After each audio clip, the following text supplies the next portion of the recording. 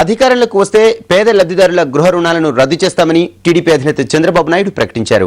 వరంగల్ జిల్లాలో road show నిర్వహించిన ఆయన పేదలందరికీ ఉచితంగా ఇళ్లు కట్టిస్తామని అన్నారు. అదేవిధంగా వృద్ధులకు ఇచ్చే పెన్షన్ను కూడా పెంచుతామని ఆయన హామీలు గుప్పిస్తున్నారు.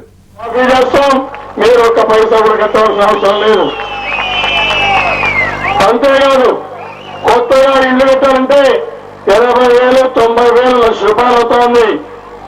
మీరు డబ్బులు పెట్టుకుని కడితే అప్పు తీసుకుని పెడితే మళ్ళా తిరిగి కట్టలేని పరిస్థితి. అందుకని హామీ ఇస్తున్నాను, పూర్తిగా ఏ ఇల్లు కట్టినా పేదవాళ్ళకి కడతాం, 100% ఉచితంగా ఇల్లు కట్టిస్తామని చెప్పి మా ఆడపడుతులకి అన్నదమ్ములు తెలియజేస్తున్నాను. ఇదే కాదు, కరెంటు ఛార్జీలు పెరిగాయి. కాంగ్రెస్ పార్టీ మోసం చేశారు. ఆ రోజు ఎన్నికల కంటే ముందు కరెంటు ఛార్జీలు తగ్గిస్తా ఉన్నారు, ఈ రోజు పెంచారు. 70 రూపాయలు మినిమం ఛార్జ్ ఉంటే 130 రూపాయలు చేశారు.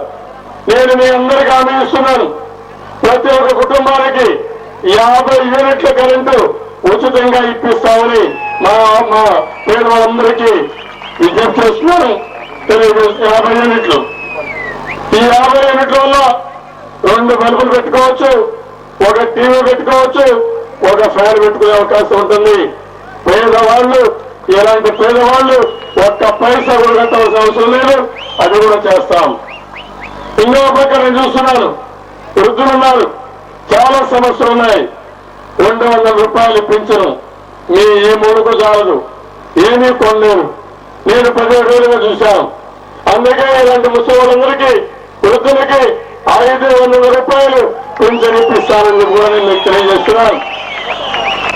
కాంగ్రెస్ నాయకులు 72 వాళ్ళకి పింఛన్లు ఇస్తున్నారు, పిల్లలకు పింఛన్లు ఇస్తున్నారు, ముసలి వాళ్ళకి ఇవ్వడం లేదు. నేను అంతకుముందు చంద్రబాబు డోర్నకల్లో ఉప ఎన్నికల ప్రచారాన్ని ప్రారంభించారు. ఈ ఉదయం డోర్నకల్ చేరుకున్న ఆయన రోడ్ షో తర్వాత జనాన్ని కలుసుకున్నారు. ఆ తర్వాత ఎన్టీఆర్ విగ్రహాన్ని ఆవిష్కరించారు. అనంతరం ఎన్నికల ప్రచార పర్వానికి నాంది పలుకుతూ శంఖం పూరించారు. విగ్రహాన్ని ప్రతిష్ఠించడం జరిగింది. ఆ విగ్రహాన్ని ఇప్పుడు మండలం నుండి ప్రారంభించడం జరుగుతుంది కనుక మనకి శంఖం